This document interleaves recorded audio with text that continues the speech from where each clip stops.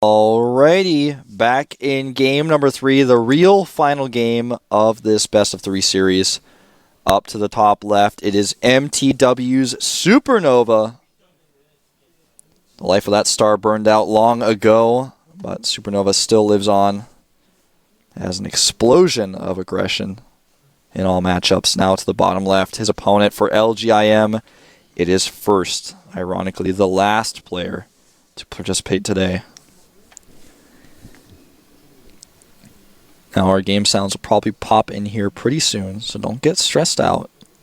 Someone's going to realize. There they are. Well, actually that's just the sound of the overlay. There they go. Now the Chrono Boost is in and on and good. This is a stressful position for both players. It's a big map, and that means that choices are everything. Because the longer the game goes, the more choices you have to make. The early game choices, yeah, they're tough.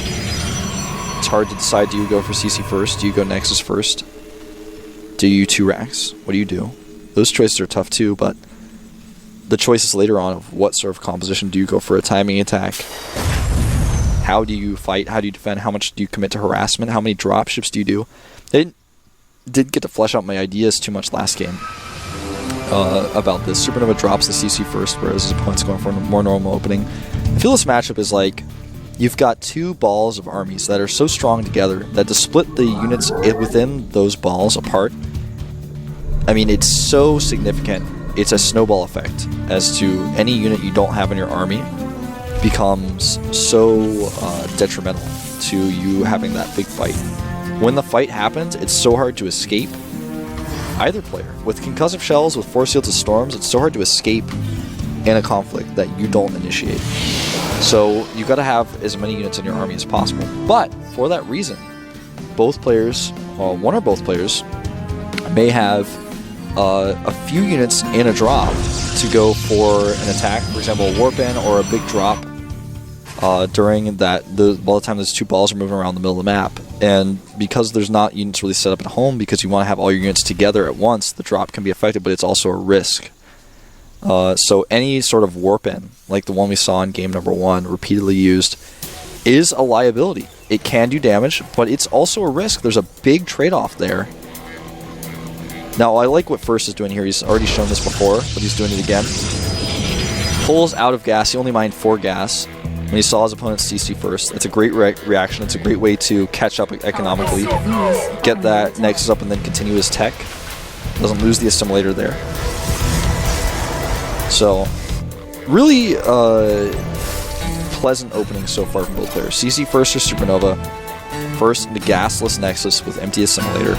I don't really know what to call that build. It's like the probe pullout. It's like the non-mining assimilator Nexus. I don't know what to call it, but it's a build we've seen a lot of players do in the past just to make sure they get that Nexus up early. Now, 2 gates or Robo. On this map, I think 2 gates. But First may have other plans. Twilight Council. That's like the 3rd one in the rock, paper, scissors hero, which one you're going to choose. I say rock, paper, scissors, that's a terrible analogy because all of them are not hard-countered. In fact, this one is the most hard-countered. He's got so many different options with this. We could see a 2-base blink pressure. We could see a charged zealot all in. We could see fast TTs. The Twilight Council is a structure that when you see in the early game, it's like anything goes. It's one of the scariest things you can ever scout, because scouting it alone doesn't tell you much. You have to prepare for all eventualities. What's it going to be? Dark Shrine resources are there. And there it is. Dark Shrine. And Dark Shrine is actually hidden really nicely in the main base to the bottom right. And I want to have you know Legend's not observing today. It is Chewbacca, in fact. Like I said. That Zealot is trying to decide if he really wants to get married or not. There's the Dark Shrine.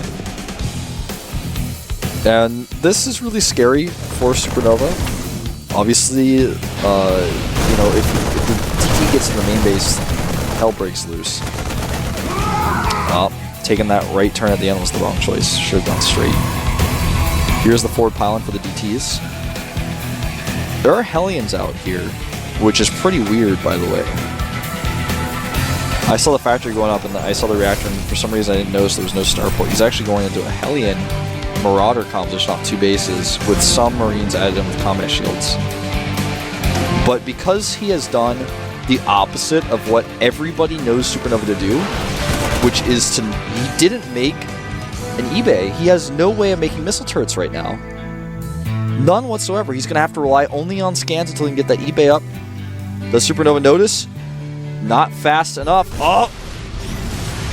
No concussive shells, but the Hellion Blast was enough. And oh, what a huge mistake! A novice mistake, even, to walk into a scan with that DT. There's no excuse for that. Now this DT wants to fight the army, I think. He's actually going to run by. He can make another DT, though, and go for an attack on those units that are walking across the map. Force SuperNova to actually use scans there. Now that he's used that scan, he can warp more DTs defensively, but this is a scary situation right now. First does not have a lot of units. He needs to use DTs, needs to rely on those. And every time the Hellion fires, it can do damage to the Dark Templar, actually, as well. He uses a scan. It's not a very good one, but it's just barely enough. Stalkers coming out here instead of DTs because they're going to have more utility long-term. But against this many Marauders, I'm not sure if that's going to be enough. I think this is so close. First holds, but he's not really doing anything with his DTs back at home. Back at home for SuperNova, there is that Warp Prism that he made earlier. He warps 1 DT in there. And this is something that SuperNova has not considered. He made a turret at his natural, but not in his main. And the DT is starting to go to work on those SCVs. Several workers already killed here. And the worker count is 42 to 38 right now in first favor, but with mules. That's not too big of a problem for SuperNova to consider, though. He has a lot less mules because of all the scans he's been using. So that's another damager that the DTs can offer. He's got to be careful about this turret, though. Probably just going to target 1 or 2 down and then get out. Pull back here. Force 1 more scan. Do it. There it is. He thought about letting go, but he said, no, I got to get that scan off. Can't let that DT roam around. SuperNova, I feel, in a lead in some ways in this game. But he has no medevacs. He's stemmed several times. More DT damage being done on the main base. He tried to kill a DT with his SCVs in a scan. Well, that's just clearly not going to work. And now he is out of scans. His turret is not done. And he's actually losing it. It's being targeted. He has to cancel it. This is getting out of hand. He cancels again. SuperNova's units are out of position. He doesn't have a scan. More SCVs going down. Worker count heavily in first favor now. He's killing units that are coming out of the barracks. Oh man, and the Warp Prism is still around. He's got another DT. Way too many units back at home. First is going to be able to hold this with no problem with force fields going down here. Even the Immortal adding in a bunch of extra DPS. Gotta be so careful though. But how he engages no concussive shells has been a really big factor in this game for not only dealing with the DTs, but also in this fight it's going to become important. Nice targeting on the Immortal. Make sure it gets all its shots off on those very armor-heavy Marauders. And SuperNova is looking further and further behind. He's not even mining from his main base right now. The Warp Prism drops in the DT. He doesn't have a turret in his main still. At this point, it's inexcusable. He scans, but there's a pickup. What great DT work here from first. He can actually drop it out now. It's outside the scan range. Oh! 19 hit points left on that Warp Prism. And tech-wise, I would say that... Actually, when you consider the upgrades for first, he's got +1 armor right now. He's getting +1 attack. Right now, the first attack upgrade is just only starting for SuperNova. It's behind the +1 for first. So he's going to have 1-1 versus 0-0 for a long time. 2 drops here. Fairly risky, especially considering there's a probe here to spot, as well as the pylons he just placed down. Colossus is the tech of choice, and he's still doing damage in the main with his DTs. He's not done. In total in this game, workers killed 18 for first, but he is going to lose his very important forge right now. And will he lose a Dark Shrine as well? I don't think he's going to be too sad about it. If he got that medevac, he would have been really happy too. Fortunately for him, not so. Dark Shrine not too valuable anymore now that the turrets are all up. Where did that Warp Prism go, though? He's trying to find another angle of attack in the main. He could take out Depot with it. At the very least, he's making use of it. If there were assists in StarCraft, that Warp Prism would have a lot. He'd be like, well, you know, I didn't get any kills, but I mean, look at my assists, man. You know that guy. It's like, dude, it's a team game, man. Who cares about kills? He's like, well, you know, I just... you know, you stole all my kills, and I swear, you know, I was really important for the team. But, Warp Prisms can't talk, and they're also not 14-year-old kids playing console games. But either way, Blink is finishing up here. A lot of the units of SuperNova are a little bit low on hit points, especially his medevacs. And this medevac probably escape, just barely. But again, it's very low on hit points now, as are the units that just stim to run away from the army of First. Pylon's still up all over the map, and the Warp Prism threat is always there as well. You can always go for a backstab, and not just with the DT that's inside, but also with a big warp in of Zealots. You could even use it to reinforce this attack that's coming in right now, and that's exactly what he's going to do. He drops the DT and the main, and now he's sending the Warp Prism to reinforce with his units. DT is going to draw units into the main. He could fight with SCVs to defend it, but does he really want to do that, or is he going to send units into the main? He's got to make a choice, because right now the DT is actually working away at those SCVs. Meanwhile, the 3 Colossi coming here. The Viking count right now looks like it's just at 1, and that Viking is not going to last very long. The bunkers are not ready. The Zealots, though, not really able to do a ton of damage because of the wall, but the Colossi are the big story here. This is looking like it may be too much for SuperNova. He's really down in supply. The DT has been dealt with in the main base, but I don't think he's got anything for these Colossi. The game may end here. That Warp Prism used to warp in an additional round of 6 Zealots, and it looks like First is going to move on after all. Too bad for the MTW Terran. He is going to find himself in Code B. GG. First will advance and will face the up and down matches. Really well executed DT drops. Looking very strong there. SuperNova struggling to deal with it. And I mean, it was a pretty nice attack from First overall there to end the game.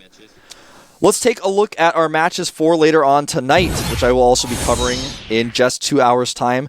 First off, we have Teamless Genius up against STX's Hiva. A lot of people have been really looking forward to his match, so tune into that, tell your friends about it. Now, Sparta will play against SK Telecom's Fantasy, someone that we've seen so much in StarCraft 1, and everyone has got eyes on him as well. Then we've got MC, a great Pros player, not able to take his championship against Seed, but otherwise looking really good in every single GSL finals he's hit, playing up against Bravo, the Winged Stars player. And last but not least, to round out the night, we have Sirius, someone who looked pretty decent in the up and downs, is facing Jaedong, perhaps the most famous, and as far as Korean fangirls go, the most handsome player that we have in the GSL.